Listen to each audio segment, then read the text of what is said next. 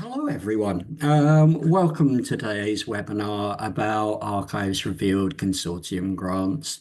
Um, as I mentioned, but for any late arrivals, we are recording this meeting or this webinar, and we will make that available relatively soon after we close this. Um, just wanted to mention that so that you're aware that it's being recorded today. Um, I'd like to start with a huge thank you to all the funders of Archives Revealed. Archives Revealed is only possible because of the support of our partners in the fund, the National Lottery Heritage Fund, the Pilgrim Trust, the Wolfson Foundation, and the National Archives, where I work. Really delighted that you've all been able to join today and been able to find time to listen to what I hope are some useful presentations. Um, Happy to be joined today by colleagues from the National Archives Archive Sector Leadership Team who will be presenting first. And then our second presentation will be from our first consortium grantees, the wonderful Peroni and Nerve Centre from Northern Ireland. And then finally, we'll have a presentation from myself and my colleague Jess. We, as the Archives Revealed team, to talk to you a little bit about the practicalities of applying for a consortium grant with us. Our funding for Archives Revealed runs in cycles, and in the current cycle of funding, we have three more rounds of consortium grants in which we're aiming to give around three grants per panel meeting. So just a very strong encouragement to speak to us if you have an idea about applying for a consortium grant. Or just want to discuss anything about Archives Revealed, and to get your applications in. The panel are ready to receive them and looking forward to awarding some more great projects. With that, I think we'll just get started on the presentations, and I'd like to pass over to my colleagues, David and Helena from the National Archives Archive Sector Leadership Team for their presentation. Thank you again. Well, thank you, James. Right, let's see if I can share my screen. A request has gone in. Hopefully this should work. Right. I'm hoping everyone can see that. Good morning, all. My name's David Morris. I'm head of Regions and Networks at the National Archives. We're going to quickly give you a run through the work that we do in the Regional Networks team and the Archive Sector Leadership Department at TNA. And then I'll hand over to my colleague Helena, who's on the call, who's going to talk about kind of our role with networks and setting up networks and things like that.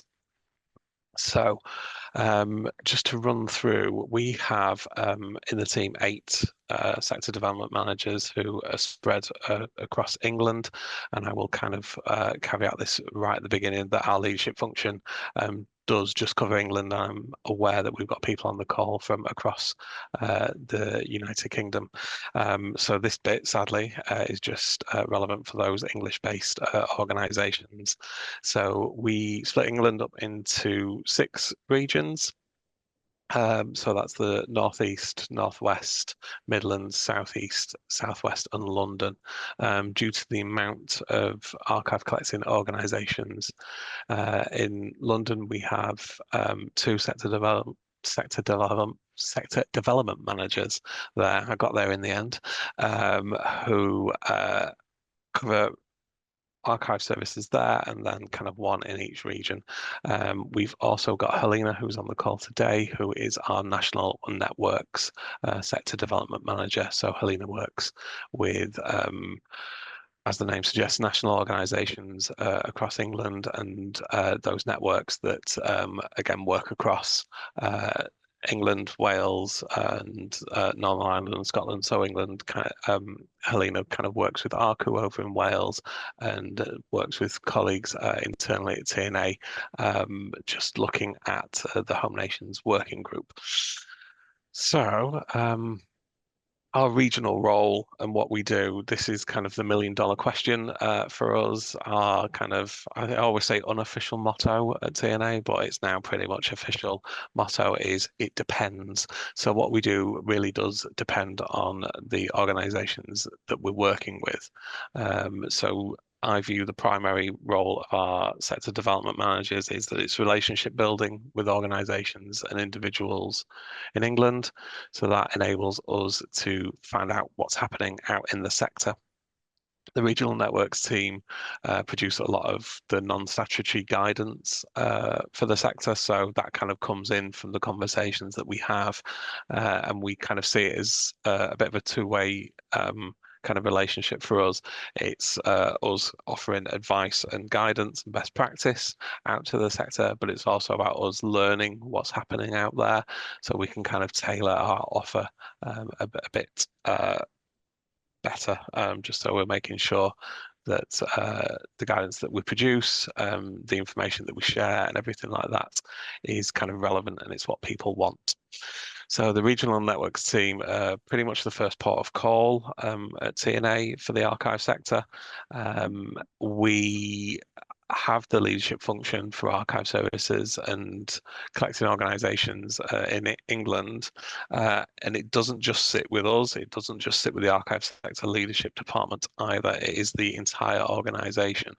So we're able to call upon our colleagues in our collections care department, our record specialists, public engagement, everything like that for advice and guidance, and are able to kind of share that out to the sector. So when we say the sector, what we really mean is pretty much anyone that's working with archival material. So that can be kind of large established organizations like local authority archive services, universities, museums, national museums. It can range to private collections as well. So again, we've got things like historic houses, large estates, businesses, charities, you name it. Basically, it's anyone that's working with archival material, and we're here to kind of support them.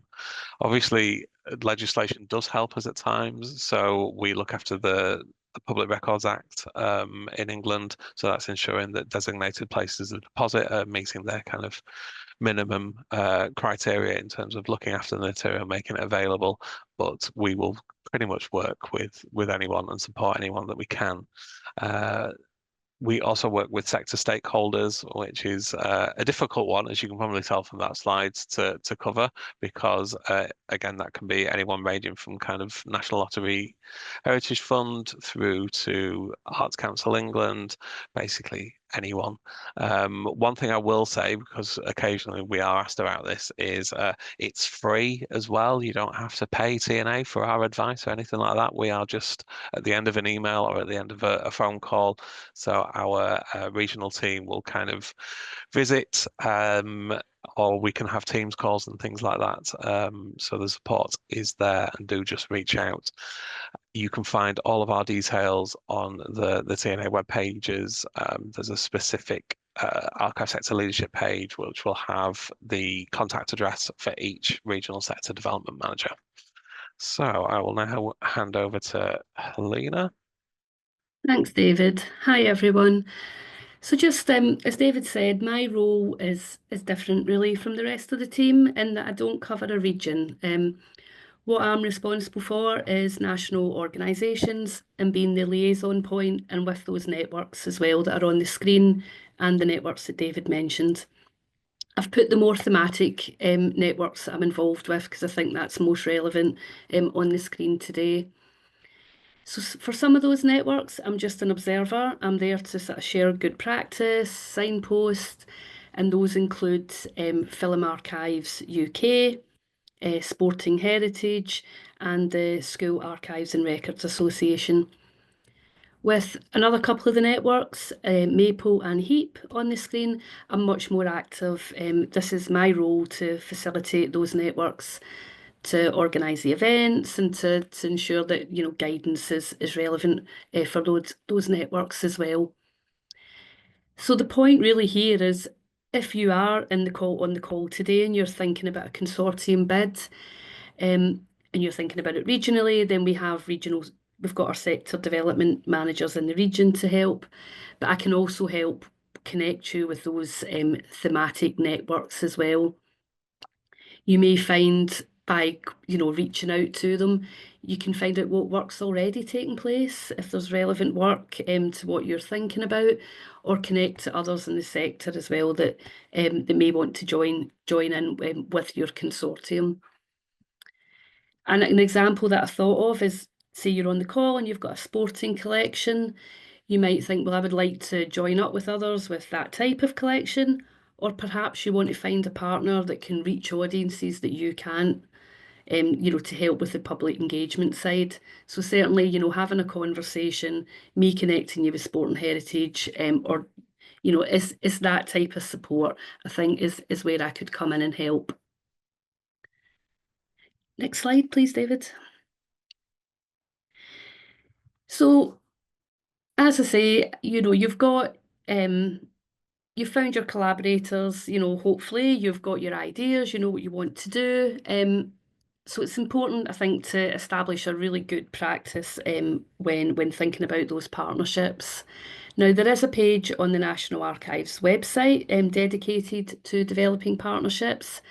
I will say it needs a little refresh. It's got some broken links, which I couldn't get fixed in time for today, but it will be, the fix will happen very, very soon.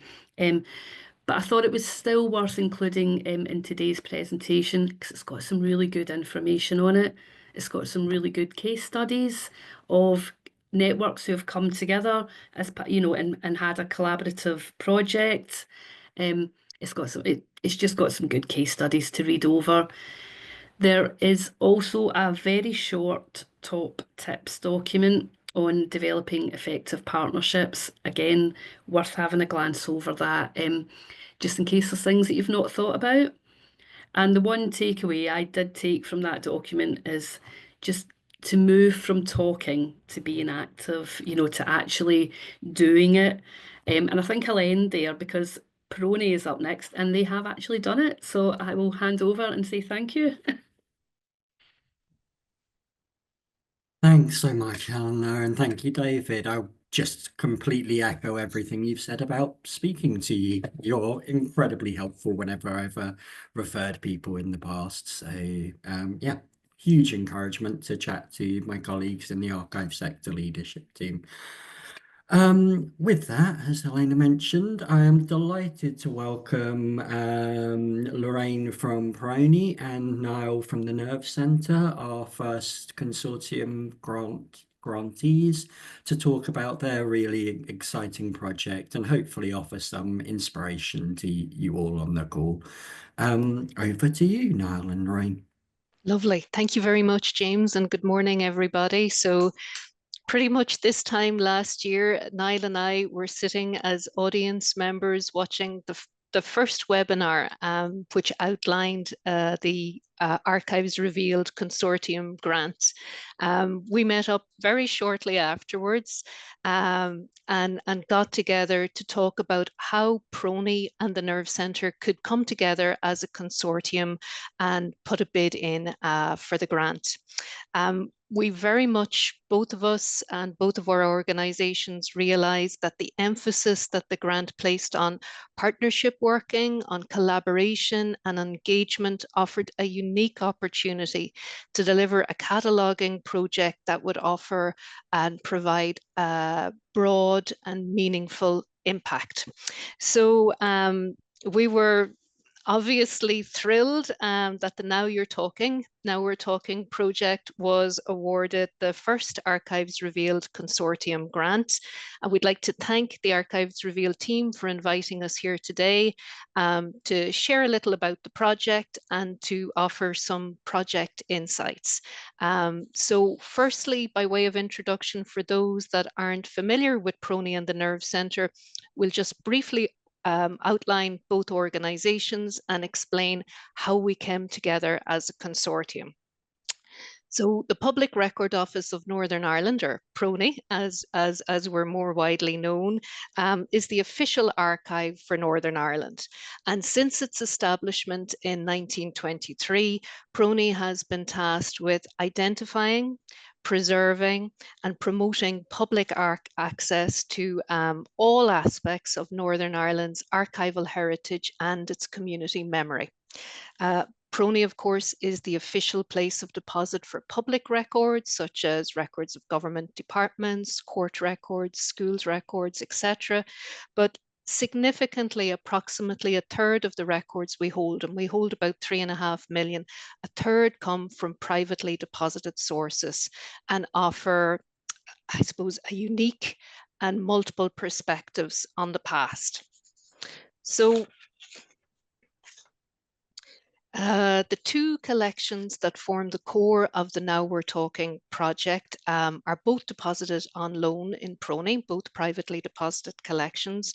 And before the project, we had already established positive working relationships with the depositors of those collections and with their representatives. We realized that PRONI had the capacity to lead on the cataloguing, preservation, including digital preservation, and public access to the cataloguing outputs elements of the collection. We were already familiar with audiences that had already engaged with the collections and were keen to engage further with them. We also, of course, had a track record of already collaborating with the Nerve Centre and delivering engagement through a number of innovative projects. And I'll hand over to my colleague Niall now to talk a bit more about the Nerve Centre and our previous collaboration. Thanks, thanks, Lorraine. Yes, so for those who don't know, Nerve Centre is purely described by that photograph. That's just the front door of the building, one of our buildings.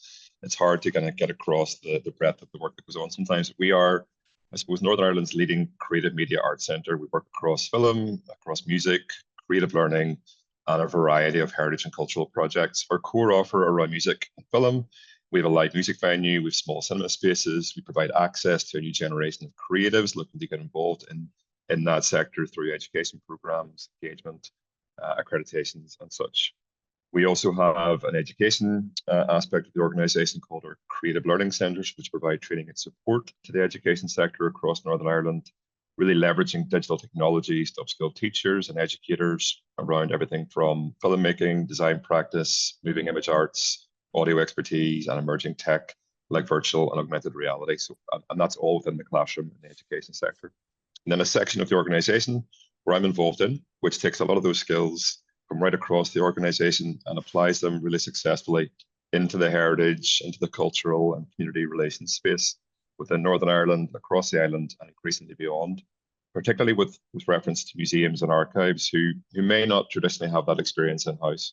So we've been able to work really successfully with Lorraine and colleagues at PRONI over the years on education programs, on engagement programs and exhibitions, bringing our expertise, adding complementarity, I suppose. So the ability to work at scale when we join forces, and the ability to call upon each other's strengths. So PRONI have really access to really amazing collections, resources, whereas the Nerve Centre has the expertise and capacity perhaps to bring that to new audiences. So I'll hand back to Lorraine. Thank you, Niall.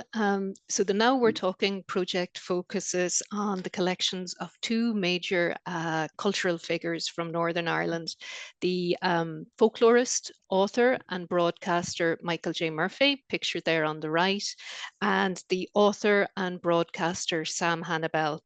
And their archives document the rich folklore, oral traditions, and cultural heritage of Northern Ireland. So Sam Hannah-Bell, very well-known author, published 4 novels. His masterpiece, published in 1941, is December Bride, published 2 collections of short stories, a history of theatre in Northern Ireland, and had a very long career as features editor with BBC Northern Ireland. And in that role, he really broke new ground, bringing recording equipment out into rural locations, talking to rural communities, and documenting songs, stories, and traditions from across Ulster.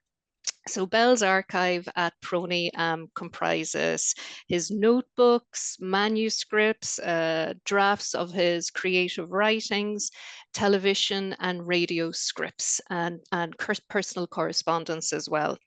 Michael J. Murphy has, it's no overestimation to say that he has an immense stature as a folklorist, not just nationally, but internationally.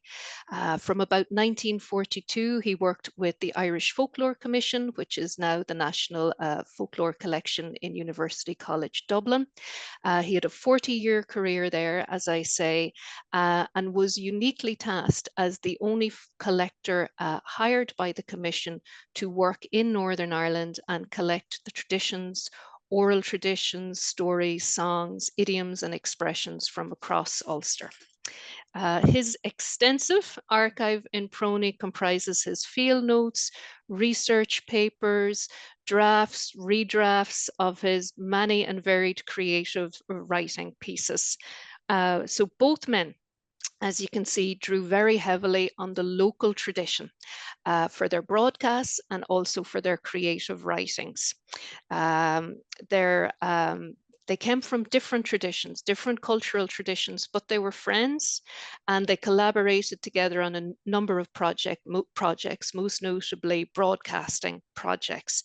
And Niall and I thought that Murphy and Bell, their archives offered a unique lens through which to view the region's history.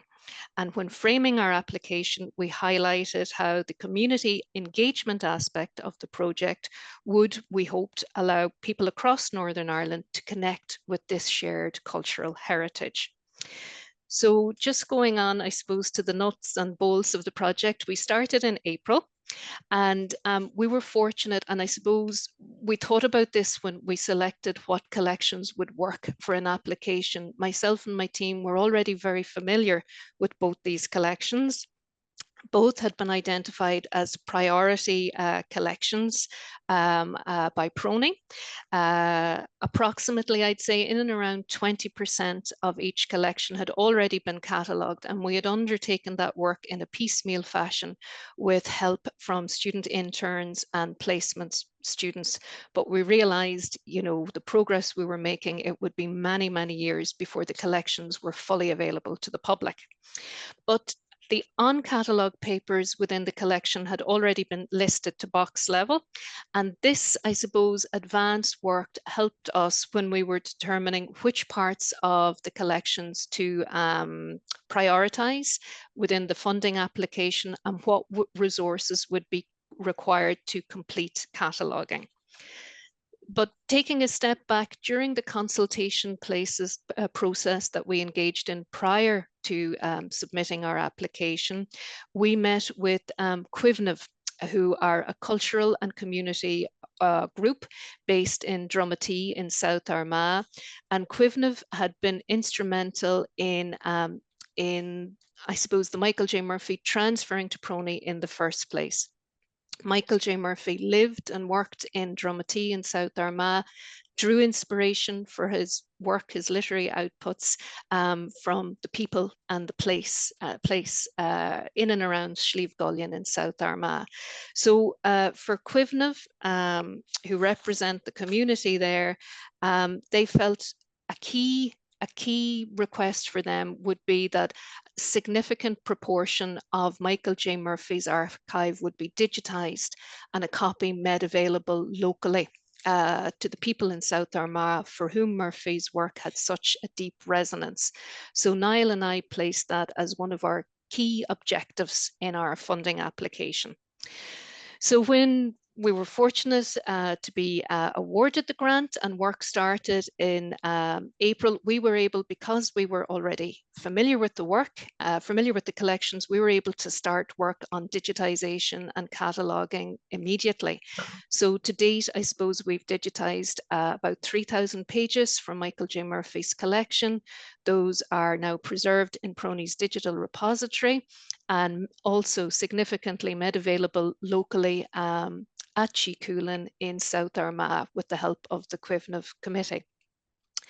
We've also added about 1,000 key items to the Prony catalogue, and I suppose highlights there would include idioms and expressions collected by Michael J. Murphy from across Ulster, his research files, which cover everything from cures to baldness to Marilyn Monroe to wakes and funeral traditions, and Michael J. Murphy's his plays, drafts and typescripts of his plays, and extensive associated papers relating to those plays, including really significant correspondence dating from the 1940s with the Abbey Theatre in Dublin. So my colleagues, Sean and Avril, who you see pictured there, are working respectively as the full-time project archivist and part-time archival assistant with the project. And the Archives Revealed Consortium grant has enabled us to backfill Avril and Sean's post with agency staff. In the application, we outlined the in-kind support that Prony could provide to the project, including project management, digitization, digital preservation, additional cataloging support, and support for public engagement. And I suppose I'd just point out that Prony can provide free public access to catalogued material through our on-site reading room, and also free access to material digitized through the project and any digital outputs created by the project through our online e-catalogue. So I'll now hand over to Niall again. Thanks, Lorraine. Yeah, I've been lucky to have seen some of the Michael J. Murphy archive, and one piece of content sticks out in my mind, and I kind of bring it up every time. It's one book around idioms and expressions, and the word arse, and how the word arse is referred to in different communities right across Ulster. And I think this sticks with me, but the importance of kind of local identity and local culture, I think, was really quite strong. And it's tongue in cheek, but it's quite effective. But just to say, one of the other things we're doing as part of the project is trying to keep an ongoing presence and awareness of what the project is. So, excuse me. So, for example, as you can see on the screen on the left here, we are publishing monthly blogs highlighting the work that's ongoing throughout the project. So in the first instance, this has largely been around the cataloging process and the digitization process. So these are kind of longer form blog entries from staff in Prony who are able to highlight that ongoing process. Then there are also video blogs or vlogs, which are associated with those, which sit on the website and then can also be used across social media. And the desire here really is to reach as many people as possible, to popularize this material and the legacy of these two people as much as possible as well. So these have focused primarily on that first stage, around the digitization and cataloging process, as we move through the project and begin the engagement program, later become a vehicle through which you can highlight the outputs from these programs, which I will move on to now and talk a little bit about. So our plans over the next couple of months, and this is all becoming quite real, is first of all to deliver 2 programs linked to the Michael J. Murphy archive. One will be a VR filmmaking program, and another will be a songwriting program, with more programs to follow, which I'll mention afterwards. As I said before, our experience is around embracing new technologies and creativity, particularly in the heritage sector. And we've had lots of success in bringing new audiences to archives and to museums, like I said before, and with a trusted partner like Prony. So in relation to Murphy's collection, we're planning 2 programs. First of all, the first one being a VR filmmaking program will more than likely be with older participants in the local community in South Armagh, where Michael J. Murphy was from, that will explore his writing and his work. It will look at locations where that work was written about and in, and it will map those then through a process of 360-degree filmmaking, where participants will record their own stories, their own thoughts, and feedback about his work linked to that place. And we will overlay all of those recorded elements and to create a short virtual reality film that essentially anybody anywhere in the world can view as an immersive experience and feel as though they're standing in those chosen locations. So Lorraine mentioned before about Sleeve Gullion, this really fantastic, beautiful area of South Armagh. It's an area of outstanding natural beauty where Michael J. Murphy has written a lot about. So the hope and the plan will be that we can plot locations around that location and allow people anywhere in the UK or anywhere in the world to stand in that place and to get a contemporary view of what local people think about his work and his writing. So the hope that is it will popularize that heritage, will make it accessible to a whole new audience. It also gives the local community something that they can then use at future events and programming as well. It's a really innovative piece of content that will go on to live and have a legacy locally. But it will also be done and created in a way that's accessible to as many people as possible, so it can be used by mobile devices through panoramic view. It can also be put into YouTube's VR settings, so it's accessible. It's not putting a barrier to access in there as well. The second program, which we'll run then, and we'll do this at Halloween, is a music and songwriting program aimed primarily at younger people that will again explore the work of Michael J. Murphy. And over the course of a number of days, over a week, young people will come together in that local area. They will form bands and groups. They will work with industry professionals, and they will record and create new pieces of music and songs that are linked to Murphy's work. The program will culminate in an event for friends and families at the end of that week to come together, to watch and to listen to that music that's been created. And we'll also record the songs so that through a new medium and through a new generation, his work is coming back to life and being brought back to life for that community. So young people taking part in that will get a rewarding experience. They'll form new friendships.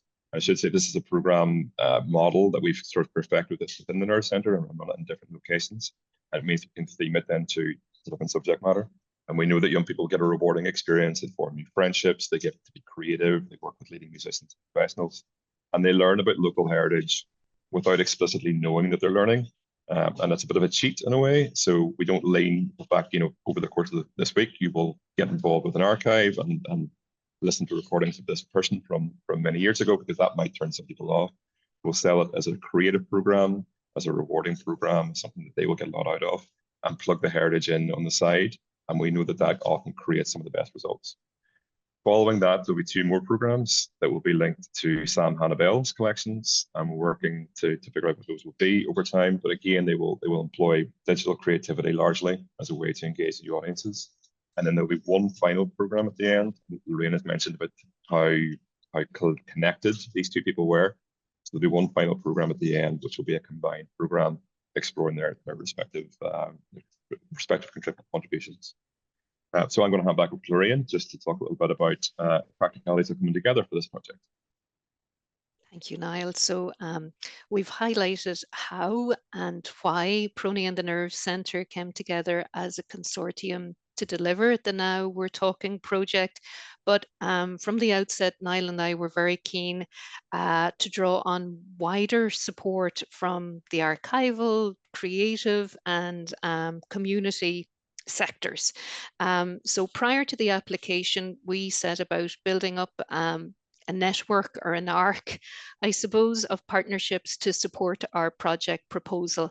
And of course, our starting point was the depositors themselves and their representatives. And we made sure to incorporate their feedback and their aspirations within our project proposal. Both Niall and I have mentioned Cuivenav, the cultural and community group based in Dromitty.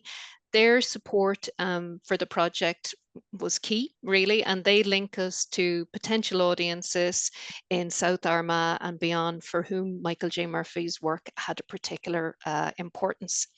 And through the project, as Niall has illustrated so beautifully with his last slide there, we hope in a real sense to reconnect local communities, including younger audiences who may never have heard of Michael J. Murphy, with this important piece of cultural heritage. So we also, of course, look to our fellow archival institutions, especially those who held complementary material. So as you'd expect, there's overlap and a complementary nature to archival material held at the National Folklore Collection in University College Dublin, because of Murphy's long career working for the Irish Folklore Commission. So an early meeting with the National Folklore Collection confirmed their enthusiasm and support for the project, and we have been working with them from the outset. We have also secured the support of BBC Northern Ireland, who hold broadcast material relating to both Sam Hannah Bell and Michael J. Murphy. And both Prony and the Nerve Centre previously collaborated with Northern Ireland Screen in relation to moving image archives. So we've secured their support as well and can draw on their considerable experience of audience engagement and working with multiple communities. So representatives of all these groups, I'm happy to say, agreed to join Prony and Nerve Centre and sit on our project steering group, which meets quarterly and which I suppose addresses challenges, looks at progress, but in a real sense helps to shape the project as we're moving through it. So I suppose finally, now we're talking. I keep saying now you're talking because that's the name of a book by Michael J. Murphy, from where we got the name for our project. But the Now We're Talking project will continue until the end of September 2026. And the focus, as Niall mentioned, will turn to Sam Hannah Bell and his archive in January. But please do follow the project's progress through Sean's monthly blogs and vlogs. These are available on the Prony website and YouTube channel and on the Nerve Centre's website, and are highlighted through both organisations' social media channels when they're issued at the beginning of each month.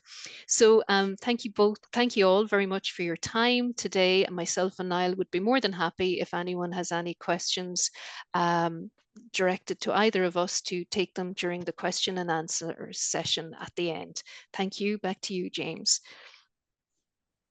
Thanks so much, Niall and Lorraine. Really, really appreciate it. I think not only do you have a wonderful project, but you explored really well the benefits of collaboration, the challenges, as we all know, of cataloguing and the backlog of cataloguing, and just the potential for some really meaningful public engagement through your project. I know that the proposal came very well to the panel. It's an entirely independent panel, and I do want to emphasize the entirely independent. I have no influence on it, even if your collection might have cures for baldness in it, which I look forward to reading more about in time. I'm sure there'll be some questions for you in a bit, but for now, we'll just get on to myself and Jess. We'll be presenting a little bit about the consortium program, eligibility, etc. So I'll just jump into that.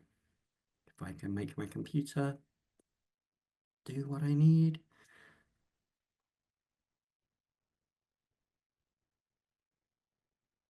Here we go. Hopefully you can all see that. Do let me know if you can't. I'll do the first few slides and then I'll pass over to my colleague Jess, who is the Sector Development and Engagement Manager for Archives Revealed, for some top tips and hints if you are thinking of applying.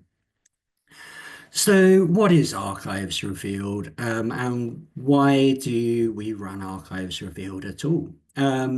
Archives Revealed's purpose is to ensure that significant archive collections representing the lives and perspectives of all people across the UK are made accessible to the public for research and enjoyment. And I think that keeping that purpose in mind as you come to think about your project and referring back to it as you put together an application will only improve your chances of success. It's a program that was originally conceived about 20 years ago in response to the backlog of cataloguing in the United Kingdom. Forgive me, my alarm has just gone off at a wonderful time. Give me 2 seconds.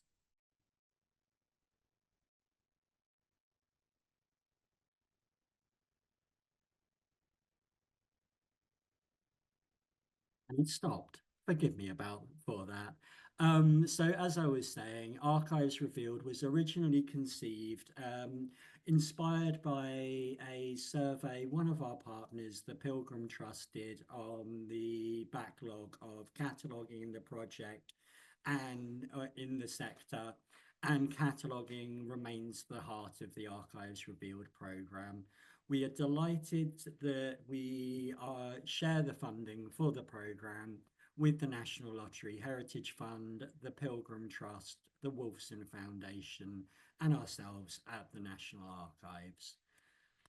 A consortium grant offers funding of up to £150,000 for groups of archives, heritage, as well as other organisations like Bronies and the Nerve Centre's presentation showed, working with some organisations with different skills to traditional archives, perhaps can bring benefit to a consortium. The aim of the fund is to realise the purpose of the fund that we just looked at a second ago. But also we hope that through providing these grants, we're able to... Sorry, James, just to interject, the sound's a little quiet. I think it probably went super quiet when my alarm went off. 1 second.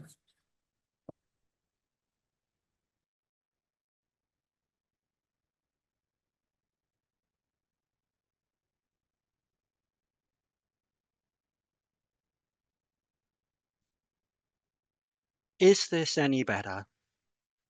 Yeah, thank you. Perfect. Apologies for that. I think my computer clearly reacted to random alarms going off in my building as I'm presenting. So I was talking about what the grants are. They provide funding of up to £150,000 for groups of archives, heritage, and other organisations to collaborate on projects. It aims to support the purpose of the fund, which we just looked at on the previous slide, but also through providing funding, we hope to be able to increase access to previously unavailable archive material, empower the sector to address larger scale and shared challenges, to develop existing relationships as well as create new opportunities for collaboration in the archive sector, to enable and fund deeper use of archive material to develop further understanding of collections, to increase the confidence of skills of archivists and those working with archive collections, enabling them to sustainably build resilience and capacity, as well as to bring people to archives, increasing public engagement with archives and heritage collections for wider audiences. In order to realise that last ambition, we ask that at least 20% of the total grant value that you apply for, so 20% of that £150,000, should be allocated to public engagement activities, through which we encourage the UK public's enjoyment and participation in archives, heritage, as well as our shared history. As I mentioned at the start of the presentation, the Archives Revealed programme runs on a funding cycle. It renews every so often. In this current funding cycle, we have 3 more rounds of funding in which we'll be awarding around 3 consortium grants per round. So I would really encourage you to get your applications in, to speak to us. As long as your proposal is appropriate, you are always eligible to reapply, and we try to provide feedback from the panel if for any reason you are unsuccessful on an occasion. In order to apply, to be eligible to apply, There are certain criteria you have to meet. You need to apply for archive collections. Those are collections that hold unique records, and those records need to be, or you need to convince us that those records are of importance or significance. That significance can be local, national, or international importance. Um, the lead organisation in the consortium must be based in the United Kingdom, England, Wales, Scotland, or Northern Ireland, and the collections that you will be looking at must be held here. You need to be able to commit to making those collections accessible to people in the UK for at least 10 years following the completion of a grant.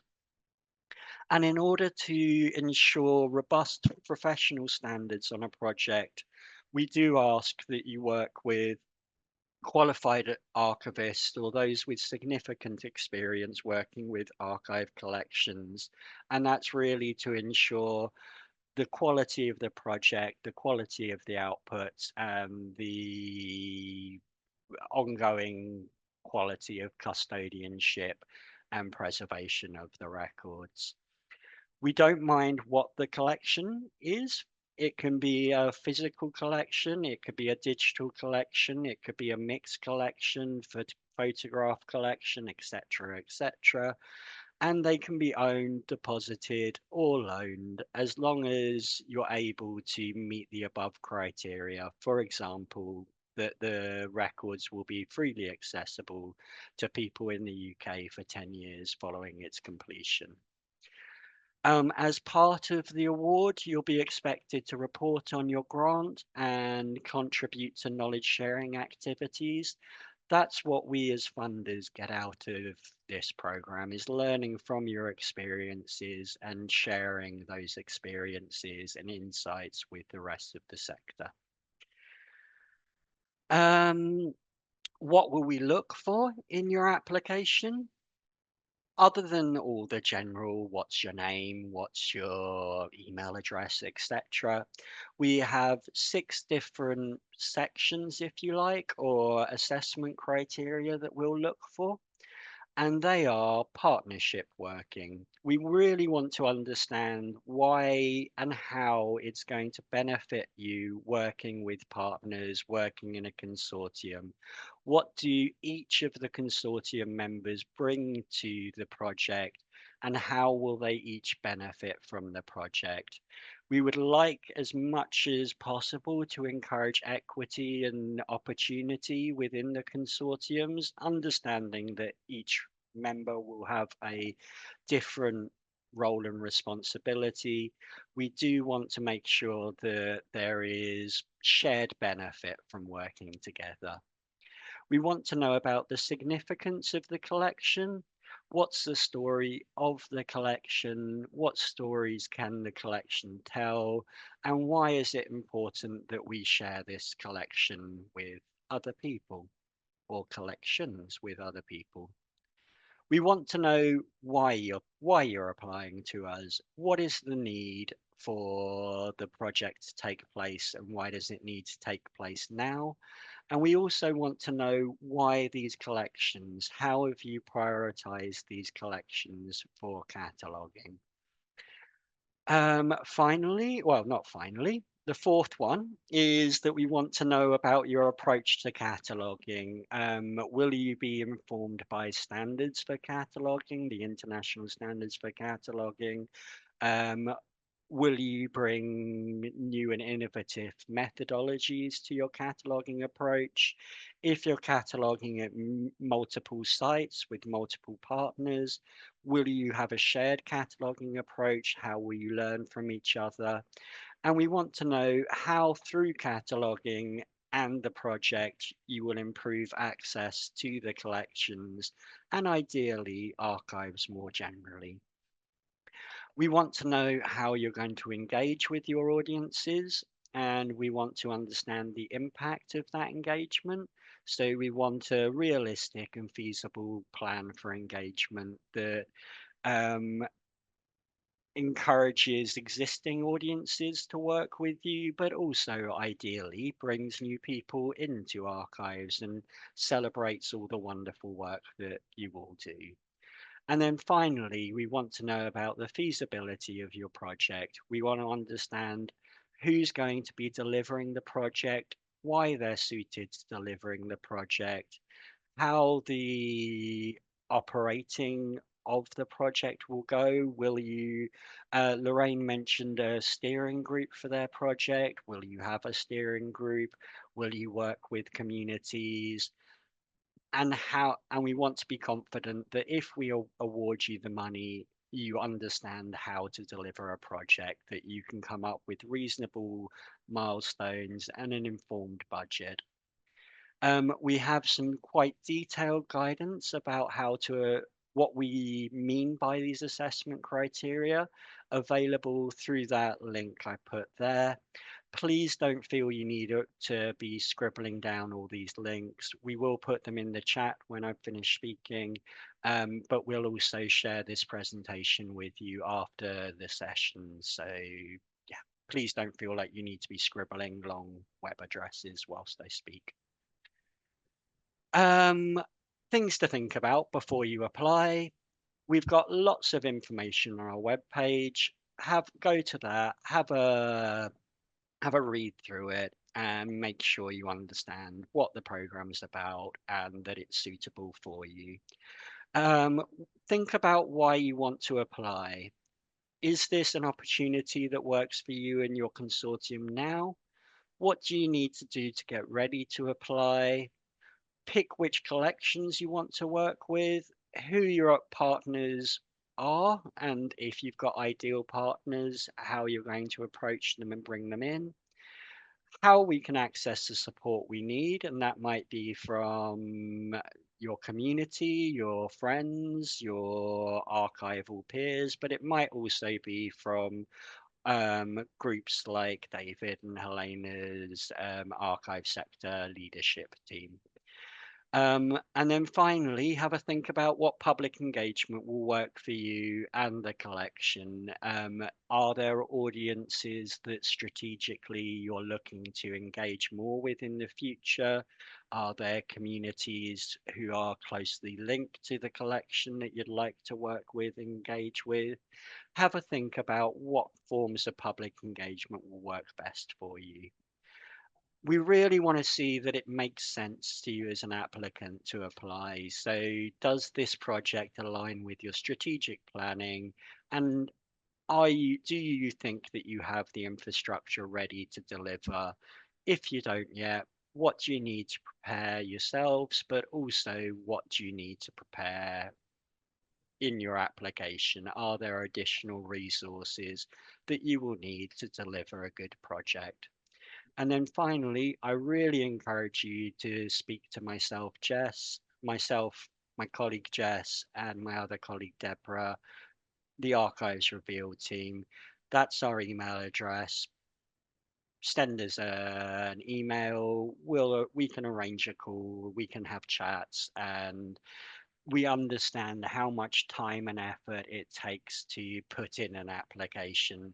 So we want to make sure that all your efforts go in the right direction, and really it's our job to help. So we're very, very happy to hear about your exciting projects and your exciting work. I'll pass over to my colleague Jess, who works with me on Archives Revealed, to run through some top tips for you to think about when applying. Over to you, Jess. Thanks, James. Hi, everybody. So I'm Jess. I'm the Sector Development and Engagement Manager for Archives Revealed. My role supports applicants and grantees for the programme, and I'll get straight onto some hints and tips so we can do some questions as well at the end. The first one is definitely just read the guidance carefully. Try and align your project with the purpose of the fund and keep cataloguing at the heart of your project. That's an important one. I think it's important to explain the history of the partnerships. So they might be modelled on previous success with collaboration, and make sure you demonstrate a clear understanding of the purpose of the grant. So fundamentally, that's the cataloguing, the collaboration, and the engagement. When you talk about need and priority, try and reference any methods that the consortium used to select collections that you've picked. And you also might want to link those goals to the strategic objectives of the organisations involved, and maybe even provide a model for the sector too. Number 2 is to consider what's needed to deliver your project. So project management resource is really important here. Pay close attention to the budget template and the guidance, and remember that the activities supporting the partnership and the project management of the consortium can be funded if post-award. So for example, you might want to employ a project coordinator, which could be essential to this. And remember that you won't be marked down if you request the maximum funding possible. You won't be marked up either if your request is below the 150,000. So include everything that you can in the budget, everything that you need. Number 3, agree roles and responsibilities of the partnership and consider the benefits. So how does the project maximise the strengths of all partners? What skills and expertise are being harnessed, and how does the consortium extend the reach and the impact of the individual parts? Think about partnership equity, so building something that really works as a network, not just kind of making a cataloguing grant bigger. And then think outside the box when considering your partners. Partnerships can be from outside the archive sector and with organisations that don't hold a collection. Although the project must focus on collections, not all partners need to hold one. So you may want to work with partners that provide sector expertise, community reach, or creative innovation. And this could be one or a mix of heritage sector partners, could be creative partners, community partners, and technology partners. You might also want to work with cross-sector partners like tourism boards, environmental groups, or local businesses. The next one is to plan your engagement from the start of the project, if that's possible. So think about your objectives, and if you want to increase access to collections and empower communities to tell their own stories, or attract new audiences that might be from marginalised groups, think about that co-design from the outset and working with those communities as early as you can. Next slide then, please, James. Thank you. Evidence is a really big one. So we understand that sometimes it's difficult to provide statistics on the collection. If you can't do that, then try and contextualise and compare with other collections and organisations just to evidence that those potential audiences. Supporting documents are really important too. So think about how you can illustrate aspects of the project to the expert panel. They're really happy to receive any images, and they also need to understand what projects that the projects are supported by partners, depositors, and any other stakeholders. Make sure you highlight the different skills and capacities of the consortium. So this might mean connecting communities to collections, creative expertise, technical skills, or teaching and learning. Think about capacity building and the partnership might strengthen outreach potential for all of those involved, for example. Be realistic about what you can achieve with the time and the money. So you remember that you have up to 2 years to complete the project. Use that time available and ensure that your milestones are realistic. And then consider the legacy of the project. So the panel really like to understand the elements of the project that can be taken forward for all partners. Perhaps there'll be new ways of working, staff might be upskilled, and some of those skills could be transferable, like creative or digital skills. Volunteers could also be engaged in further development of collections beyond the project lifecycle. Another really important one is to make sure that you consider how digital outputs will be managed and preserved, and reference any digital preservation workflows that you will be using. Speak to others. So find a critical friend who might be outside your project team to read through your applications and raise any questions. Does it make sense? Does it present a compelling case? And does it include all of the potential benefits and impacts? Next slide, please, James. Thank you. So as we've already said, speak to us as early as possible. We are here to help, and contact the Archives Reveal team, your National Archive Services. So that could be the Welsh Government, PRONI, or the National Records of Scotland. And that's it from me. I think we will just be sharing some helpful links in the chat, which are coming up on the screen now.